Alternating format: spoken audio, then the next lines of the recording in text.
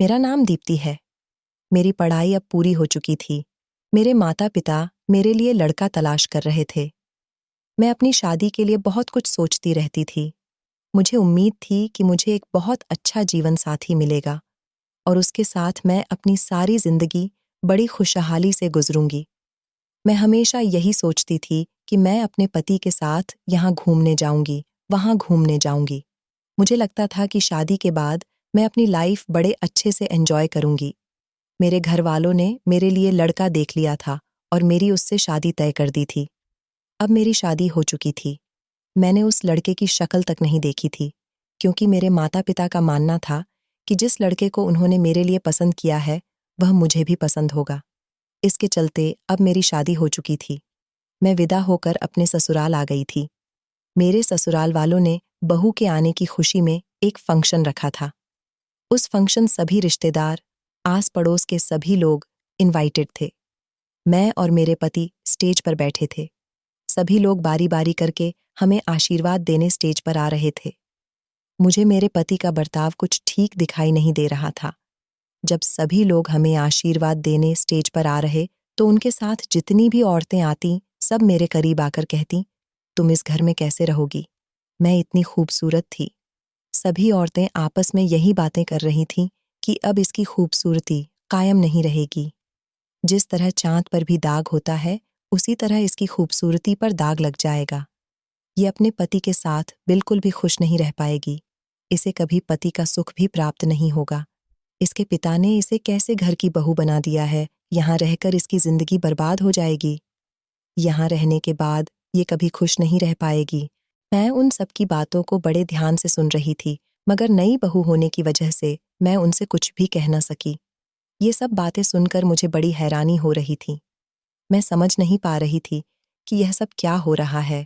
ये औरतें मेरे परिवार के बारे ऐसी बातें क्यों कर रही हैं और मुझे दिलासा क्यों दे रही हैं। लेकिन रात में जब मैं और मेरा पति सोने जा रहे थे, तब मुझे उन औरतों की बातें समझ आईं। उन्होंने जो जो कहा था, उनकी एक एक बात सच थी। बचपन से लेकर जवान होने तक का सफ़र बड़ा ही खुशहाली और सुकून भरा गुजरा था, क्योंकि मेरे पिताजी ने कभी मुझे किसी बात की कोई कमी महसूस ही नहीं होने दी थी। वो मुझे अपनी हथेली का छाला बनाकर रखते थे।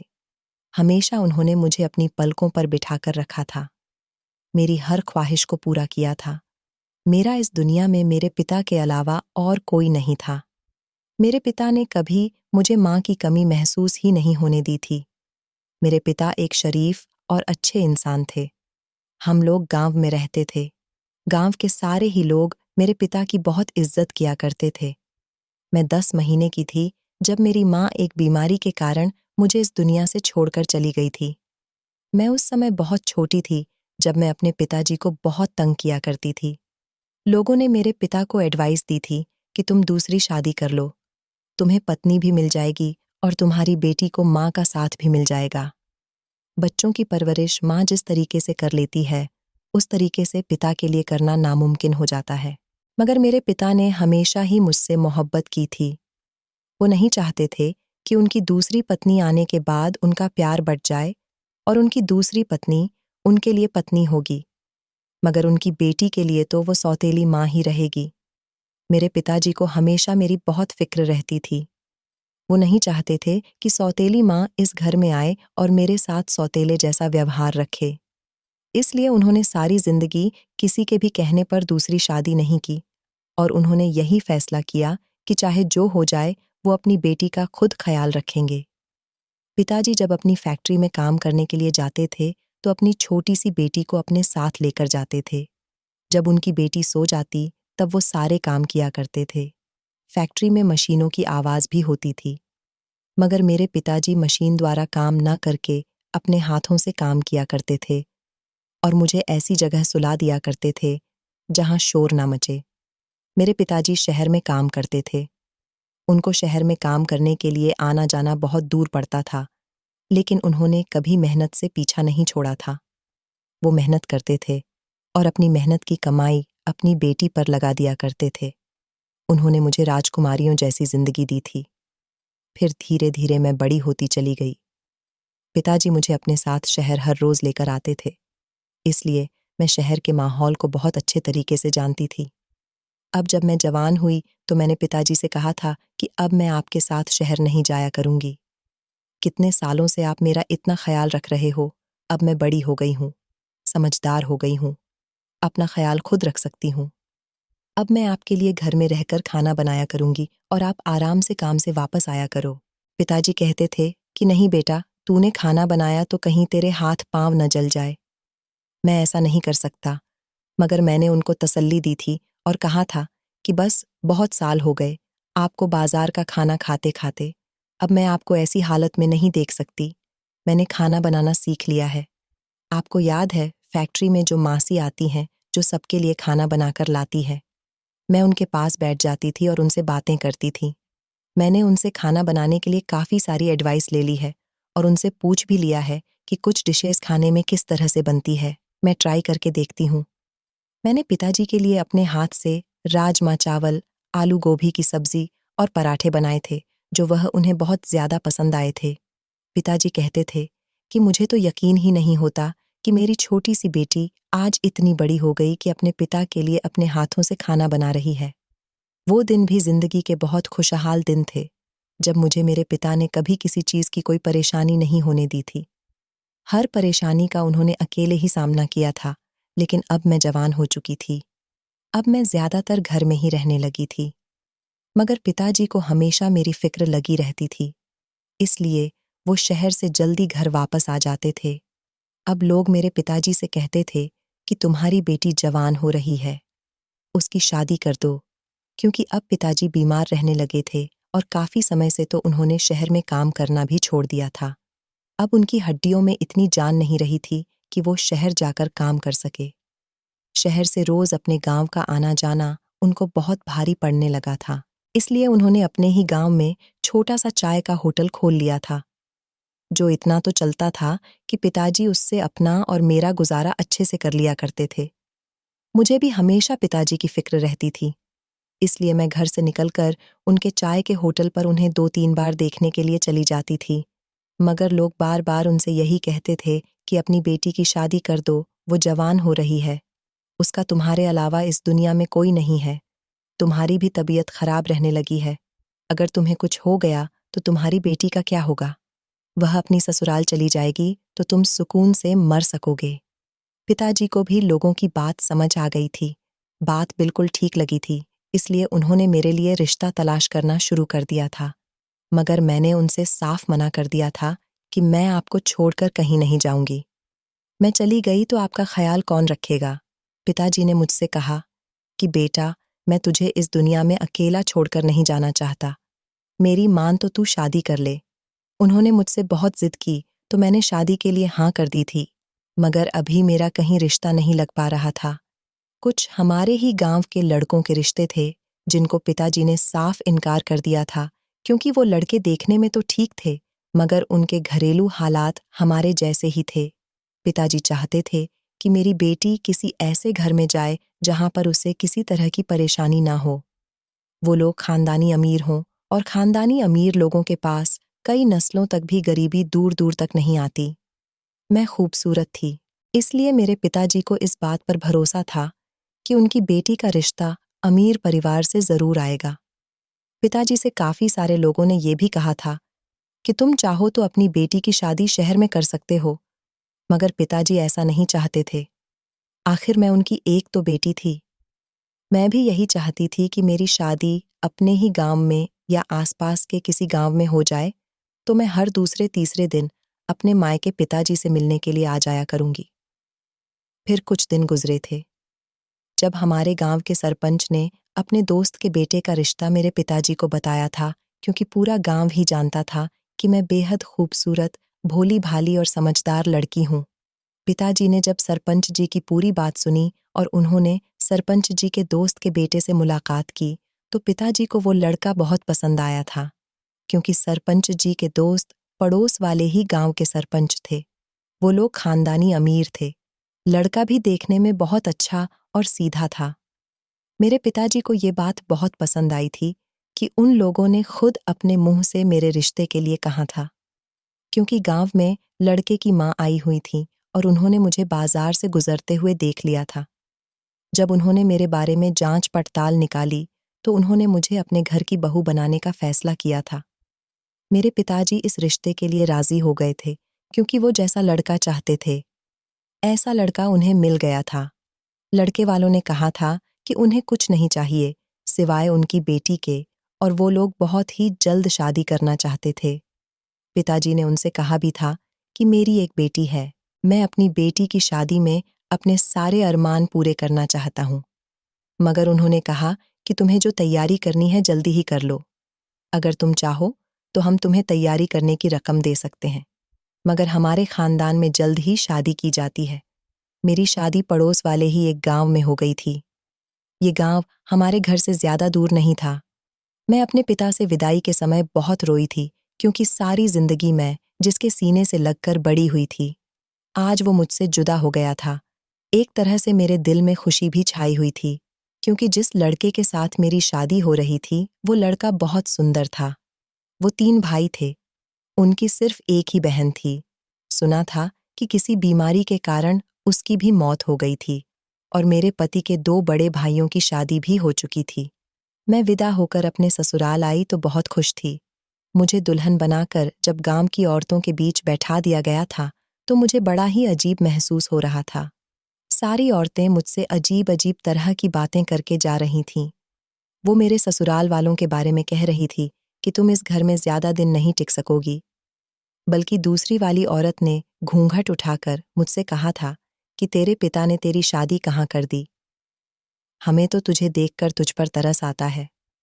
मैं खामोश रही थी, न किसी से कुछ कह सकती थी और ना ही किसी से कुछ पूछ सकती थी कि आखिर इन औरतों की बातों का मतलब क्या है। सारी रस्में हो जाने के बाद मुझे मेरे कमरे में भेज दिया गया था। मैं सोच रही थी कि मेरा पति कमरे में आएगा तो मैं उससे क्या क्या बात करूंगी। इतने में ही मेरा पति कमरे में आ गया था और ये देखकर मैं दंग रह गई थी। क्या मेरा पति अभी तक मेरा घूंघट नहीं उठा रहा था। मैं काफी देर तक नजरें झुकाए बैठी रही थी। थोड़ी देर ही गुजरी थी कि तभी एक अजीब सी हरकत हुई थी जब मेरा पति पागलों की तरह तालियां बजा रहा था, मुझे दुल्हा दुल्हन कह रहा था। अपने पति को देखकर ऐसा लग रहा था जैसे यह कोई मासूम सा छोटा सा बच्चा है, मगर वो तो अच्छा खासा जवान लड़का था। वो ऐसी हरकतें क्यों कर रहा था। मेरे पति ने मेरा हाथ पकड़ा और मेरी चूड़ियां उतारकर जमीन पर बिखेरने लगा। मेरे जेवर भी खींचने लगा था। उसकी ऐसी हरकतें मुझे बड़ी अजीब लग रही थीं। मैं तो उसे देखकर बहुत डर गई थी। थोड़ी ही देर गुजरी कि मेरा पति ये सारी अजीब अजीब हरकतें करने के बाद अपने कपड़े उतारने लगा। उसको देखकर मैं बेहद डर गई थी। मैंने उसे कहा कि ये तुम क्या कर रहे हो। तो वो कहने लगा, तो फिर तुम मेरे कपड़े बदल दो। मेरी माँ भी रात को मेरे कपड़े बदलकर सुलाती है। मैं छोटा सा बच्चा हूं ना। आओ आओ। वो मुझे अपने करीब बुला रहा था, मगर मुझे उससे बहुत डर लग रहा था। मैं तो सारी रात रोती रही थी क्योंकि वो कोई नॉर्मल इंसान नहीं था। उसकी दिमागी हालत खराब थी और अब मुझे समझ आई थी कि वो औरतें मुझे बार बार ये क्यों कह रही थीं कि तुम इस घर में नहीं टिकोगी या फिर इस घर में आने के बाद तेरे भाग फूट गए। अपने पति की ऐसी पागलपन वाली हरकतों से मेरा दिल बहुत डरा हुआ था। इसी तरह दिन निकल आया था। मेरा पति बिस्तर पर एक तरफ लेटकर सो चुका था। जैसे सपने मैंने अपने पति के लिए अपनी आंखों में सजाए थे, ऐसा कुछ भी नहीं हुआ था। मेरा पति जवान जरूर था, मगर दिमाग से वो बिल्कुल बच्चों जैसी हरकतें कर रहा था।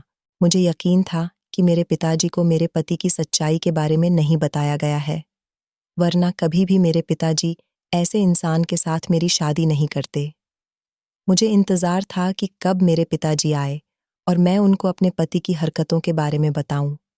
लेकिन फिर मैंने सोचा कि मुझे इस बारे में पिताजी को कुछ नहीं बताना चाहिए, क्योंकि ये सब कुछ उन्होंने जानबूझकर तो नहीं किया। ये तो मेरा भाग्य था। इन लोगों ने जरूर मेरे पिता से झूठ बोला होगा। पहले ही वो काफी बीमार है, इसीलिए मैं खामोश रही और पिताजी को कुछ न बताने का फैसला किया। अगले दिन जब मेरा पति सोकर उठा तो वो फिर से अजीब अजीब हरकतें करने लगा था। जोर जोर से चिल्लाने लगा, कहने लगा कि मेरे कमरे से निकल जाओ, मुझे तुम्हारे साथ नहीं रहना। वैसे भी मैं सारी रात एक कोने में बैठकर रोती रही थी। मैं उठी और कमरे से बाहर निकलकर जाने लगी, जब अचानक मेरी सास से मेरी जोरदार टक्कर हुई थी। सास को देखकर मैं उनके गले लगकर फूट फूट कर रोने लगी थी। मैंने कहा था कि आपका बेटा मुझे कमरे से बाहर निकाल रहा है। मेरी सास जल्दी से कमरे के अंदर गई और अपने बेटे को संभालने की कोशिश करने लगी। मैं दरवाजे से खड़ी हुई उन्हें देख रही थी, जब मेरी जेठानी ने मेरा हाथ पकड़ा और मुझे अपने साथ अपने कमरे के अंदर ले गई। मेरी जेठानी ने मुझे बताया कि तुम्हारा पति बचपन से ही दिमागी तौर पर पागल है, उससे डरो नहीं। अब तुम्हें उसके साथ सारी जिंदगी गुजारनी है। ये सुनकर तो मैं चौंक गई थी। क्या वो सारी जिंदगी ऐसा ही रहने वाला था? ऐसे इंसान के साथ सारी जिंदगी क्या मैं तो एक दिन भी नहीं गुजार सकती थी। मगर उन्होंने कहा कि अब तो तुम्हारी शादी हो चुकी है। उन्होंने कहा कि अभी सासू माँ उसे बाबा के तंत्र मंत्र का पानी पिलाएंगी तो वो बिल्कुल ठीक हो जाएगा। उनकी इस बात पर मैं चौंक गई थी। मैंने कहा कि आप ये क्या कह रही हो? क्या तंत्र मंत्र का पानी पीने से मेरा पति ठीक हो जाएगा? अगर वो बचपन से ही पागल है तो इस पानी को पीकर वो ठीक कैसे हो सकता है? मेरी जेठानी ने इस बात का मुझे कोई जवाब नहीं दिया था। मेरे पति के चीखने चिल्लाने की आवाज थोड़ी कम हो गई थी और वो फिर से सो गया था। मगर फिर से मेरा पति पागलपन वाली ही हरकतें करता था। मैंने देखा था कि मेरे बड़े जेठ की आंखों से दिखाई नहीं देता था, जबकि मेरे छोटे जेठ की एक टांग ठीक नहीं थी और वह लंगड़ाकर चलते थे, जबकि मेरा पति पागल था। मेरी सास को भी बड़ी हिम्मत थी, जिनके तीनों ही बच्चों में कोई न कोई कमी थी। बड़ी ही अजीब बात थी कि इस घर के हर मेंबर में कोई न कोई परेशानी थी। मेरी बड़ी जेठानी के पास एक 5 साल का बेटा था। अभी मैं अपनी जेठानी के कमरे में बैठी हुई थी, जब अचानक मेरी जेठानी का बेटा जोर-जोर से रोने लगा। वो खेलते-खेलते ही गिर गया था। उसके सर से खून आने लगा था। मैंने उसे जल्दी से अपनी गोद में लिया और उसके सर पर अपना दुपट्टा लगाकर खून साफ करने लगी थी। मैंने अपनी जेठानी से कहा कि हमें इसे डॉक्टर के पास लेकर चलना चाहिए। मेरी जेठानी ने उसे मेरी गोद से छीन लिया और उन्होंने कहा कि नहीं नहीं, ये अभी ठीक हो जाएगा। वो बहुत जोर-जोर से रो रहा था। उसको बड़ी गहरी चोट लगी थी। मेरी जेठानी थी कि उसे कमरे में तसल्ली देकर किचन में चली गई थी। न जाने वो किचन में क्या कर रही थी। यही देखने के लिए मैं जब किचन में गई तो मैंने देखा कि वो चूल्हा जलाकर उस पर तवा चढ़ा रही थी और तभी उन्होंने बेसन और हल्दी मिलाकर उसे भुनना शुरू कर दिया था। उसको ठंडा करने के बाद उन्होंने उसका घोल बनाया और अपने बेटे के सिर पर लगाने लगी। मैं ये सब देखकर बड़ी हैरान हो रही थी। मैंने अपनी जेठानी से कहा कि आप ये क्या कर रही हो? क्या इस तरह चोट ठीक हो जाएगी? आपको इसे अस्पताल लेकर जाना चाहिए। इसको बहुत गहरी चोट लगी है। मेरी जेठानी कहने लगी कि नहीं, हमारे यहाँ डॉक्टर के पास नहीं जाते। बाबा जी ने हमें ये टोटका बताया था। हमारे यहाँ ज्यादातर घरेलू उपाय से ही बड़ी-बड़ी बीमारियां दूर कर दी जाती हैं। इस घर में जो कुछ भी हो रहा था, उसे देखकर तो मेरे होश उड़ रहे थे, क्योंकि ऐसा होते हुए मैंने कहीं नहीं देखा था। ये लोग घरेलू उपाय पर बहुत विश्वास रखते थे और अगर फिर भी उनकी परेशानी दुख तकलीफ दूर नहीं होती थी तो गांव में एक बहुत ही फेमस झाड़ी वाला बाबा रहता था। ये लोग वहां जाते थे और बाबा जी इन्हें जैसे जैसे उपाय करने के लिए कहते, ये वैसा ही किया करते थे, क्योंकि बाबा पर और घरेलू उपायों पर इनका बहुत विश्वास था। ये बात मुझे तब खुलकर पता चली थी जब मैं अपनी शादी का पूरा 1 हफ्ता होने के बाद घर के कामों में बहुत बिजी रहने लगी थी। अब जो भी था, जैसा भी था, यही मेरा ससुराल था। अपने पति को भी मैंने अपना पति परमेश्वर मान लिया था। मैं छत पर कपड़े सुखाने के लिए गई थी और सीढ़ियों से उतरकर नीचे की तरफ आ रही थी, जब अचानक मेरा पैर मुड़ गया। मेरे पैर में बहुत गहरी मोच आई थी। मेरी सास तभी सरसों के तेल में हल्दी मिलाकर ले आई और मेरे पैर पर लगाने लगी। मेरे पैर की तकलीफ 2 दिन तक ठीक नहीं हुई थी। मैंने अपनी सास से कहा था कि हमें शहर चलना चाहिए। मुझे ऐसा लगता है जैसे मेरे पैर में बहुत गहरी मोच आ गई है। ऐसा न हो कि मैं चलने के काबिल ही न रहूं। मेरी सास कहने लगी कि हमारे यहाँ डॉक्टर के पास नहीं जाते। अगर घरेलू उपाय से भी तुम्हारा पैर ठीक नहीं हुआ तो मैं तुम्हें कल बाबा जी के पास लेकर चलूंगी। वही तुम्हारे पैर के लिए कोई जड़ी बूटी देंगे या फिर कोई ताबीज दे देंगे, उससे तुम ठीक हो जाओगी। मगर मैं उस बाबा के पास नहीं जाना चाहती थी। न जाने वो बाबा कौन था, कैसा था, मैंने सिर्फ उसके बारे में सुना था। कभी मैं बाबाओं के पास जाने से या घरेलू उपाय से ठीक नहीं हुई थी, क्योंकि मेरे पिताजी मुझे छोटी सी खरोच भी आती थी तो फौरन शहर के डॉक्टर के पास लेकर पहुंचते थे और मैं उनसे ठीक भी हो जाती थी। ये लोग पता नहीं कैसी सोच रखने वाले लोग थे। मेरे पति का पागलपन भी दिन ब दिन बढ़ता चला जा रहा था। मेरी सास थी कि मेरे पति का शहर में ही इलाज नहीं करवा रही थी। धीरे धीरे मेरी शादी को 1 महीना हो गया था। अभी तक मुझे मेरे पिता से मिलने नहीं दिया गया था। मेरी सास ने कहा था कि हमारे यहाँ की बहुएं शादी के पूरे 3 महीने तक अपने मायके वालों से नहीं मिलती। एक बार तो मेरे पिताजी मेरे ससुराल भी आए थे, क्योंकि उनका मन मुझसे मिलने के लिए बहुत बेचैन हो रहा था। लेकिन मेरी सास ने उनसे कह दिया था कि हमारे खानदान के भी कुछ उसूल हैं, कुछ परंपराएं हैं। हम अपने उसूल और परंपराओं के खिलाफ नहीं जाते। हमारे यहाँ की बहुएं 3 महीने तक अपने मायके वालों से नहीं मिलती, तो 3 महीने से पहले पहले तुम भी यहाँ पर मत आना। मैं जानती थी कि जिस तरह मैं अपने पिता से मिलने के लिए बेचैन हो रही थी, उसी तरह की हालत उनकी भी हो रही होगी। मगर मेरे घर वालों ने मेरी और पिताजी की तकलीफ को नहीं समझा था। मेरी शादी को जब 1 महीने से ज्यादा हुआ, तो मुझे खबर मिली कि मेरे पिताजी इस दुनिया को छोड़कर चले गए। वो दिन मेरी जिंदगी का सबसे बुरा दिन साबित हुआ था। मैं बहुत रोई थी, इतना रोई थी कि रोते रोते बेहोश हो गई थी। जो इंसान मुझे इस दुनिया में सबसे ज्यादा प्यार करता था, जो मेरा सब कुछ था, वही मुझे इस दुनिया में अकेला छोड़कर चला गया था। क्योंकि मैं जानती थी कि मेरी शादी करने के बाद पिताजी अपना ख्याल ठीक से नहीं रखते होंगे। उन्हें मेरी बहुत याद आती होगी।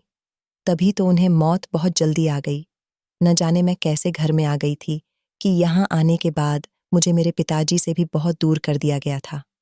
हाँ, मगर मेरे पिता की जिस दिन मौत हुई थी, उस दिन मुझे मेरी सास ने मेरे मायके जाने दिया था। मगर अब उस घर में मेरा कोई नहीं बचा था। मैं अपने पिताजी का अंतिम संस्कार करने के बाद वहां से अपने ससुराल वापस चली आई थी। मेरे पति के साथ रहना मुझे बिल्कुल भी पसंद नहीं था। मैं बस उसके साथ गुजारा कर रही थी। उसकी हरकतें बहुत खराब थीं। वो रातों को सामान उठा उठाकर फेंकता था। कभी बच्चों की तरह हरकतें करने लग जाता, तो कभी इतना खूंखार बन जाता था कि मुझ पर हमला करने की कोशिश करता था। मुझे मारने लग जाता था, लेकिन मेरे ससुराल वाले मुझे उससे बचा लिया करते थे। मैं बहुत डरने लगी थी। मैंने अपनी सास से कहा था कि अगर आपके बेटे की दिमागी हालत इतनी ही खराब है, तो आप लोग उसका शहर में इलाज क्यों नहीं करवाते? बाबाओं के चक्कर में पड़कर और घरेलू उपाय करके कभी भी आपका बेटा ठीक नहीं होगा। मेरी सास कहने लगी कि मेरा बेटा पहले से काफी हद तक ठीक हो गया है। बाबा जी उसका इलाज कर रहे हैं। अगर वो ठीक नहीं होता, तो उसकी इतनी लंबी उम्र ना होती, क्योंकि बचपन में ही हमें पता चल गया था कि हमारा बेटा जल्द ही इस दुनिया को छोड़कर चला जाएगा। यह तो बाबा जी की कृपा है, जो मेरा बेटा जवान भी हो गया और मैंने उसकी शादी भी देख ली। मगर मुझे तो कहीं से भी अपना पति ठीक होता हुआ नजर नहीं आ रहा था, बल्कि उसकी तबीयत तो दिन ब दिन बिगड़ती जा रही थी। एक दिन मैं अपनी जेठानियों के पास बैठी हुई बुरी तरह से रो रही थी। मैंने कहा कि तुम लोग इस घर में कैसे एडजस्ट कर रही हो? मैं तो कभी भी इस घर में ना रहूं। ये ससुराल नहीं है, बल्कि एक तरह का कैद खाना है, जहां पर हमें घर से बाहर निकलने की भी परमिशन नहीं है। मेरी जेठानी कहने लगी कि ऐसा कुछ नहीं है, ऐसा सिर्फ तुम्हारे साथ किया जा रहा है। उनकी बात सुनकर मैं चौंक गई थी। मैंने कहा कि आपका क्या मतलब है? तो उन्होंने कहा कि दरअसल हमारे सास ससुर बहुत पुरानी सोच रखने वाले लोग हैं। उनके पूर्वजों के समय से यहाँ पर कोई भी डॉक्टर से इलाज नहीं करवाता। पुराने जमाने के लोग वेद और हकीमों से ही ठीक हो जाया करते थे। घरेलू नुस्खे अपनाया करते थे और जड़ी बूटियों द्वारा दवाइयां बनाकर इलाज किया करते थे। मगर अब जमाना काफी आगे बढ़ चुका है। ये लोग अभी भी बाबा पर विश्वास रखते हैं और घरेलू उपाय करते हैं। मेरी जेठानी कहने लगी कि मैंने अपने पति से पूछा था कि तुम कैसे अंधे हुए थे। मेरे पति ने मुझे बताया था कि वो जन्म से ही अंधे नहीं हैं, जबकि जब वो 10 साल के थे, तब तक उन्हें बहुत अच्छे से दिखाई देता था। जैसे जैसे वो बड़े होते गए, उन्हें ऐसा लगा जैसे उनकी आंखों के सामने अंधेरा सा छा रहा है। कभी कभी वो खेलते खेलते गिर जाते थे क्योंकि उनकी आंखों के सामने अंधेरा आ जाता था, तो कभी कभी अचानक उनको सब कुछ धुंधला धुंधला दिखाई देने लगता था। उन्होंने इस बारे में अपनी माँ को बताया तो उनकी माँ उन्हें झाड़ी वाले बाबा के पास ले गई थी। बाबूजी ने कहा था कि वो ठीक हो जाएंगे, मगर मेरे पति की दिन ब दिन आंखों की रोशनी जाने लगी। न जाने क्यों, उनकी आंखों में ऐसी कौन सी परेशानी थी कि वो ठीक नहीं हो सके। इस गांव में आपस में ही जान पहचान में शादी कर दी जाती है। मैं अपनी सास की सहेली की बेटी हूँ। मेरी माँ मेरे पति के बारे में सब कुछ जानती थी। हमारे यहाँ ये रिवाज है कि गैरों में अपनी बेटियों को नहीं दिया जाता, जिससे जान पहचान होती है। उन्हीं के बेटों के हवाले उनकी बेटियों को कर दिया जाता है। और वैसे भी हमारे ससुराल वाले तो बहुत अमीर लोग हैं, जबकि मेरी सास अपनी दूसरी बहू अपने पति के रिश्तेदारों के यहाँ से लाई थी। वो मेरी दूसरी नंबर वाली जेठानी की बात कर रही थी। कुछ ऐसा ही मेरी दूसरी जेठानी ने भी बताया था कि उनका पति भी तेज तेज दौड़ते समय गिर गए थे, जब उनकी टांग में बहुत गहरी चोट आई थी, मगर उन्हें भी डॉक्टर के पास नहीं ले जाया गया था और उनका इलाज घरेलू नुस्खों द्वारा किया गया था। जब उनकी टांग दिन ब दिन खराब होती चली गई तो उनको बाबा जी के हवाले कर दिया गया। ये बाबा बहुत पुराना हो चुका था, कई सालों से इस गांव के लोगों का इलाज कर रहा था और अंधविश्वास के नाम पर इन सबको बेवकूफ बना रहा था। इस गांव में गड़ंत बातें बहुत थीं। मेरे दोनों ही जेठ को अगर डॉक्टर से अच्छा इलाज मिलता तो शायद आज वो दोनों ठीक होते, क्योंकि कई सालों पहले जब मेरे पति छोटे थे तब उनको भी बहुत तेज बुखार आया था। मेरी सास ने घरेलू नुस्खे किए, मगर मेरे पति की सेहत पर कोई असर नहीं पड़ा था। फिर जब वो उन्हें बाबा के पास ले गई तो बाबा ने उनको कुछ तंत्र मंत्र पढ़कर उन पर फूंक दिए थे और थोड़ा सा उनका इलाज भी किया था, मगर मेरा पति ठीक नहीं हो सका, जबकि वो बुखार उनके दिमाग पर चढ़ गया था। और फिर उसी दिन से मेरे पति को दौरे पड़ने लगे थे। मेरे पति जवान हो गए, लेकिन उनका पागलपन दिन ब दिन बढ़ता गया। इस गांव के लोग और मेरे ससुराल के लोग बहुत ही अजीब थे।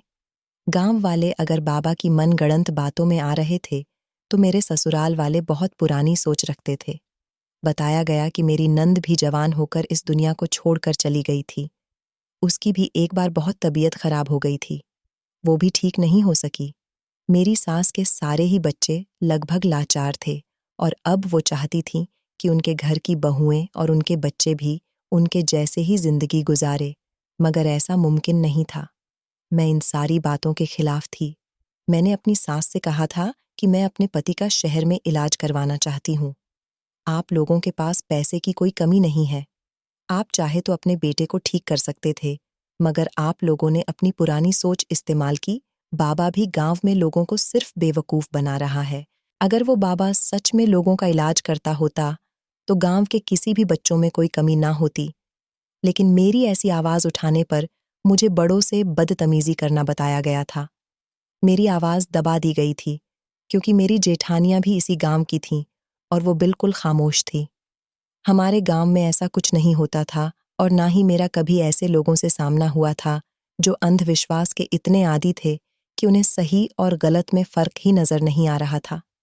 अपने पति की हालत देखकर मुझे उस पर बहुत तरस आता था। वो जो कुछ भी करता था उसे खुद को ही नहीं पता होता था कि वो क्या कर रहा है। मैं खामोश रही थी।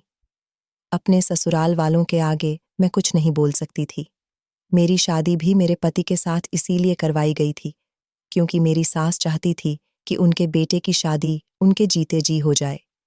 लेकिन गांव के सारे ही लोग मेरी सास के बच्चों के बारे में बहुत अच्छे से जानते थे। ये बात भी सबको पता थी कि सरपंच जी का छोटा बेटा पागल है। भला कोई क्यों अपनी बेटी को इस पागल के हवाले करेगा। इसलिए मेरी सास ने अपने बेटे की खातिर अपनी परंपरा को तोड़ दिया था कि उन्होंने मुझे इस घर की बहू बनाया था, जबकि मैं उनकी जान पहचान रिश्तेदारी या आस पड़ोसी की बेटी नहीं थी।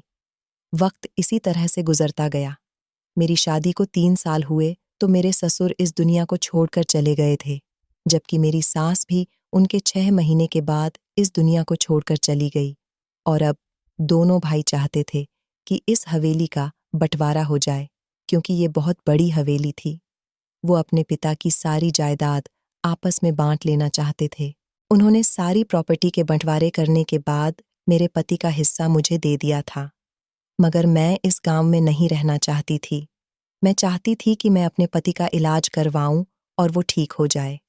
मैं उनके साथ खुशी खुशी रहूं, क्योंकि जैसे जैसे वक्त बढ़ता जा रहा था, मेरे पति की कंडीशन बहुत खराब होती जा रही थी।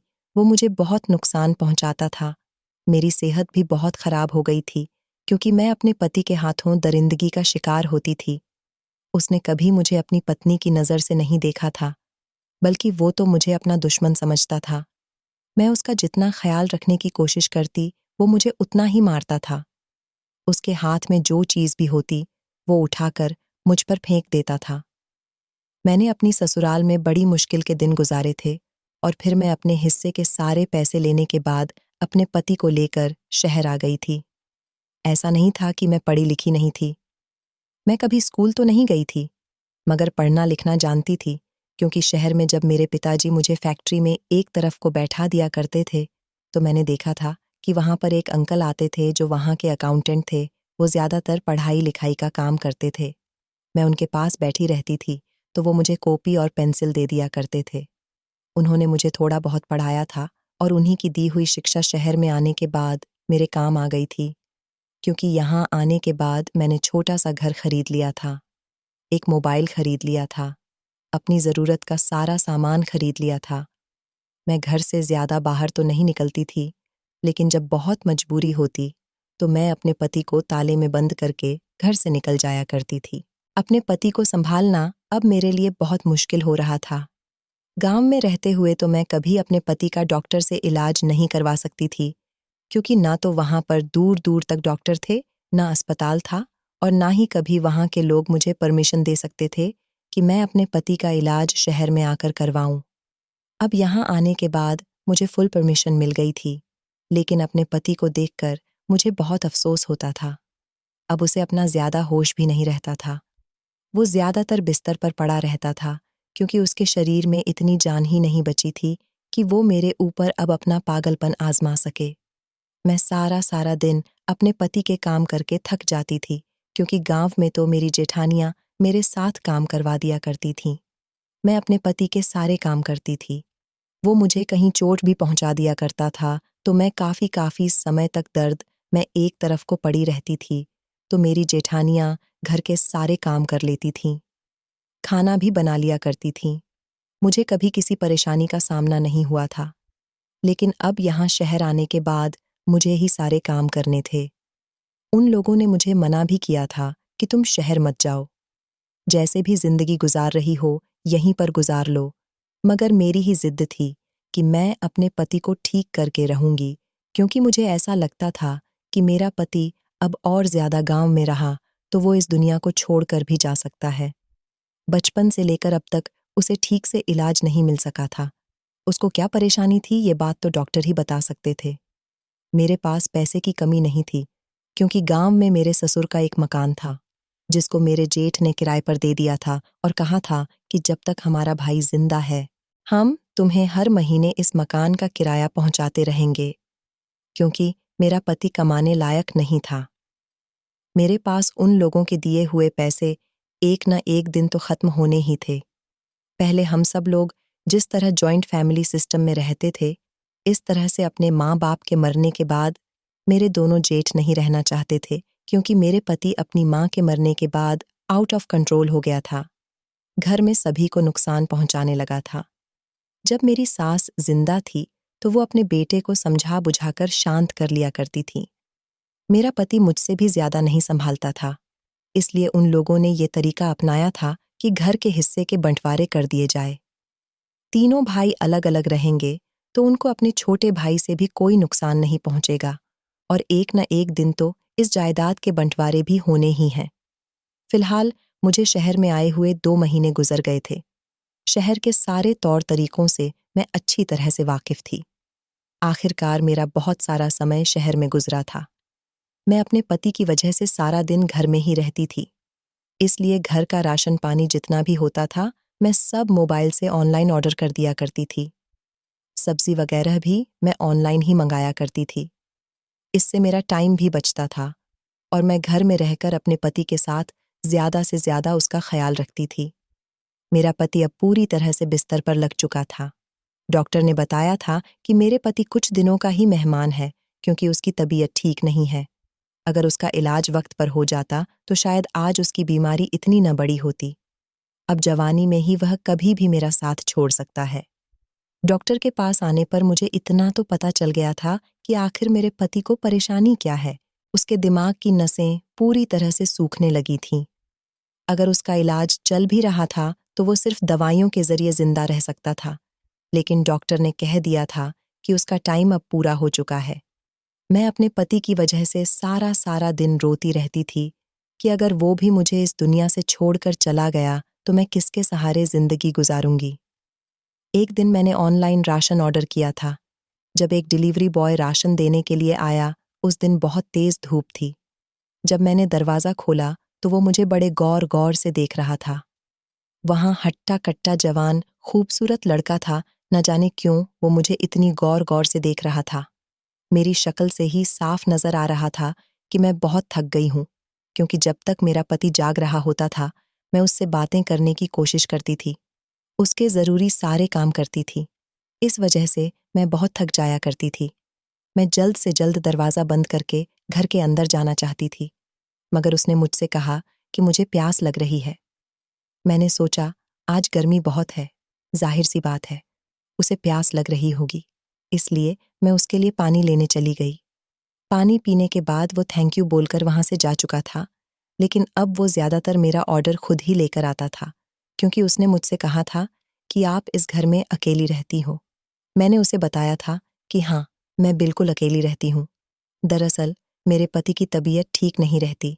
मैं अपने पति की वजह से बहुत ज़्यादा बिज़ी रहती हूँ, इसलिए मेरे पास इतना टाइम नहीं है कि मैं घर से बाहर निकलकर कोई सामान खरीद सकूं।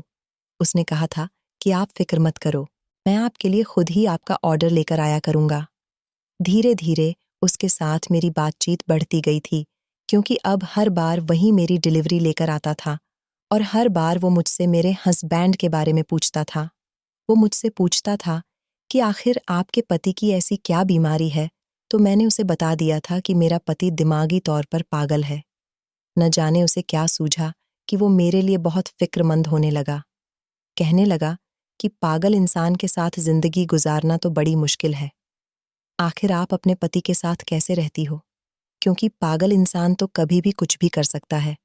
उसकी वजह से तो आपको भी कोई नुकसान पहुंच सकता है। अब मैं उसे क्या बताती कि मैं ना जाने कितने नुकसान बर्दाश्त कर चुकी थी। शादीशुदा होते हुए भी मैं उसकी पत्नी नहीं थी। उस डिलीवरी बॉय से मुझे एक अजीब सा दिली लगाव हो गया था। मेरा कभी कोई दोस्त भी नहीं था, लेकिन वो मेरे लिए इतनी हमदर्दी जताता था, तो मुझे उससे दोस्ती करना अच्छा लग गया था। वो मुझसे अपनी सारी बातें शेयर करता था और मैं भी उससे अपनी सारी बातें शेयर करती थी। वैसे भी मैं अकेली रह रहकर बोर हो चुकी थी। मेरा पति तो अब ज़्यादातर अपनी दवाई खाने के बाद सोता ही रहता था। वो मुझे कोई नुकसान न पहुंचाए और मैं उसे ज़्यादा न डरूं।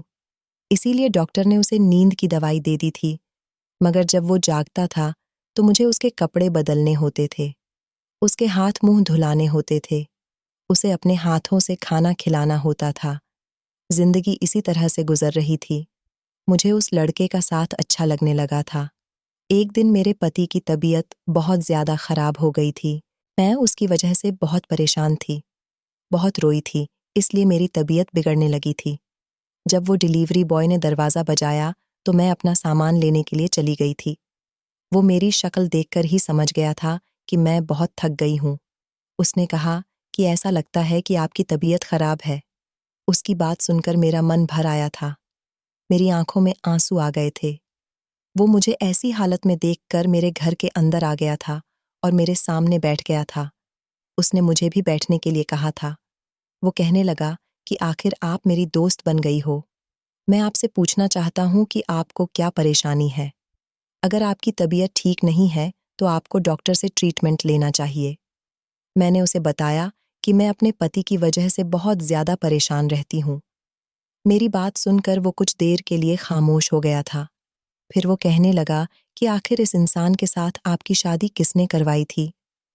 क्या आपके पिता को नहीं पता था कि ये पागल है या फिर ये शादी के बाद पागल हुआ था? अब मैं इससे कुछ नहीं छुपा सकती थी, इसलिए मैंने इसको अपने बारे में सब कुछ बता दिया था। मेरी पूरी कहानी सुनने के बाद वो लड़का खामोश सा हो गया था। उसे विश्वास ही नहीं हो रहा था कि इस दुनिया में कुछ ऐसे भी लोग हैं जो अपनी परंपराओं और अपने रस्मों-रिवाज को आगे तक बढ़ाने के लिए दूसरों की जिंदगी के साथ खिलवाड़ कर देते हैं। वो थोड़ी देर मुझसे बातचीत करने के बाद मेरे घर से चला गया था, लेकिन उस दिन के बाद ना तो मैंने कुछ ऑर्डर किया था और ना ही वो खुद मेरे दरवाजे पर आया था, क्योंकि मैं उसे अपनी कहानी बताकर शर्मिंदा हो रही थी। कुछ दिन गुजरे थे जब मेरे पति की बहुत तबीयत खराब होने लगी। मैं अपने पति की वजह से बहुत परेशान हो गई थी। मैंने जल्दबाजी में एम्बुलेंस को कॉल की और मैं अपने पति को अस्पताल लेकर गई तो पता चला कि मेरा पति तो इस दुनिया से जा चुका है। अपने पति की मौत पर मैं फूट-फूट कर रो रही थी। मेरी कुछ समझ नहीं आ रहा था कि मैं ये सब कुछ अकेले कैसे करूं। मैंने अपने दोनों जेठ को भी कॉल करके बता दिया था कि आपका भाई इस दुनिया में नहीं रहा, मगर वो दोनों भाई अपने मरे हुए भाई से मिलने नहीं आए थे। मेरा भी इस शहर में अपना कोई नहीं था। मेरी समझ नहीं आ रहा था कि मैं क्या करूं। जब मुझे इस डिलीवरी बॉय नितिन की याद आई, मैंने उसके नंबर पर कॉल लगाई और रोते हुए उसे सब कुछ बता दिया। वो फौरन ही मेरी कॉल पर अस्पताल भागा-भागा आ गया था। उसने मेरे साथ मिलकर मेरे पति का अंतिम संस्कार करवाया था। अब मैं पूरी तरह से अकेली रह गई थी। मेरा पति भले ही बीमार था, मगर इस घर में मुझे कभी अकेलेपन का एहसास नहीं हुआ था। मुझे बहुत डर लग रहा था। नितिन मेरे घर से जाने वाला था। जब मैंने उसका हाथ थाम लिया और उससे कहा कि प्लीज़ तुम अभी थोड़ी देर में चले जाना, क्योंकि मुझे बहुत डर लग रहा है। वो कहने लगा कि अगर आपको कोई परेशानी ना हो तो मैं सारी रात यहाँ पर रुक सकता हूँ।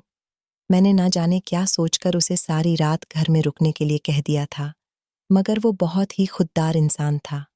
सारी रात वो जागता रहा था और उसने मुझे नज़र उठाकर भी नहीं देखा था। मैं बहुत बुरी तरह से रो रही थी। मैंने उससे कहा कि आज तुम यहाँ रुक गए हो, तुम चाहो तो यहाँ से जा सकते हो। मुझे इस डर का, इस अकेलेपन का अब सारी जिंदगी अकेले ही सामना करना है। भला मैं कब तक तुम्हारा सहारा लेती रहूंगी? मेरे इस तरह से रोने पर उसे बहुत ही अफसोस हुआ था। उसने मेरा हाथ थाम कर कहा था, अगर तुम चाहो तो मुझसे शादी कर सकती हो। मैं तुम्हें बहुत खुश रखूंगा। तुम मेरे साथ चलो। उसने बताया कि वो भी इस दुनिया में अकेला है। उसके आगे पीछे भी कोई नहीं है। वो मुझे पसंद करता है।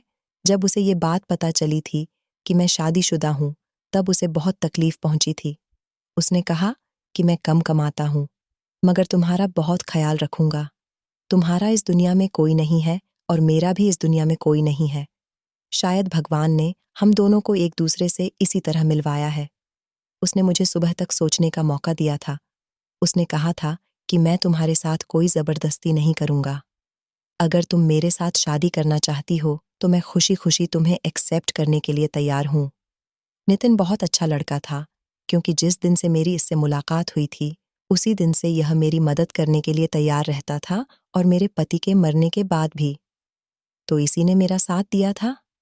अगर ये ना आता तो मैं अकेले अपने पति का अंतिम संस्कार कैसे करती? इसलिए मैंने नितिन को शादी के लिए हाँ कर दी थी। नितिन ने मुझसे शादी कर ली और फिर वो मुझे अपने घर ले गया था। उसने मेरा बहुत ख्याल रखा। मैं उसके साथ एक खुशहाल जिंदगी गुजार रही हूँ। मगर क्या मेरी सास को अपने पागल बेटे की शादी मेरे साथ करनी चाहिए थी? मेरे पिताजी ने मुझे सारी जिंदगी बहुत प्यार दिया था, लेकिन उन्होंने मेरे साथ एक गलती कर दी थी कि जिस लड़के से वो मेरी शादी करवा रहे थे, उस लड़के की खूबसूरती और उसके घर की अमीरी देखकर उन्होंने मेरी शादी कर दी थी। लेकिन मेरे ससुराल वालों का बैकग्राउंड नहीं देखा था। आप लोग अपनी बेटियों की शादी करें तो उनका बैकग्राउंड जरूर देखें। जमाना बहुत आगे बढ़ गया है, इसलिए बाबाओं और घरेलू नुस्खों के चक्कर में न पड़कर आप डॉक्टर से अपनी बीमारी के बारे में एडवाइस लें। मेरे पति को अगर उसके बचपन में ही इलाज मिल जाता तो शायद वो बच सकते थे। मेरे जेठ उनकी आंखों की बीमारी को कोई आंखों का डॉक्टर ही देख सकता था, मगर मेरी सास ने बाबा से उनका इलाज करवाया। भला आंखों की बीमारी में बाबा क्या कर सकता है? अगर आपके आसपास भी कुछ ऐसे ही गांव है जहां पर बाबाओं पर ज्यादा विश्वास किया जाता है, वहां पर मनगढ़ंत हरकतों को अंजाम दिया जाता है, तो ऐसी चीजों को रोकिए, क्योंकि जिंदगी और मौत तो भगवान के हाथ में है, लेकिन कोशिश करने वाला इंसान है। डॉक्टर हायर स्टडी करने के बाद आपका इलाज करते हैं, जबकि बाबा लोग तो जैसे आपसे कहते हैं, ऐसा ही आप लोग कर लेते हैं। अपनी सोच को बदलिए और अपनी बेटियों की शादी सोच समझकर कीजिए, क्योंकि अमीर परिवार से ज्यादा लड़कियां जल्दी समझदार और सुलझी हुई फैमिली में एडजस्ट हो जाती है। तो दोस्तों, इस कहानी को लेकर आपकी क्या राय है? कमेंट बॉक्स में ज़रूर बताएं, और अगर कहानी अच्छी लगी हो तो प्लीज़ इसे लाइक करें, शेयर करें और चैनल को सब्सक्राइब ज़रूर करें। मिलते हैं किसी नई कहानी के साथ अगली वीडियो में। धन्यवाद।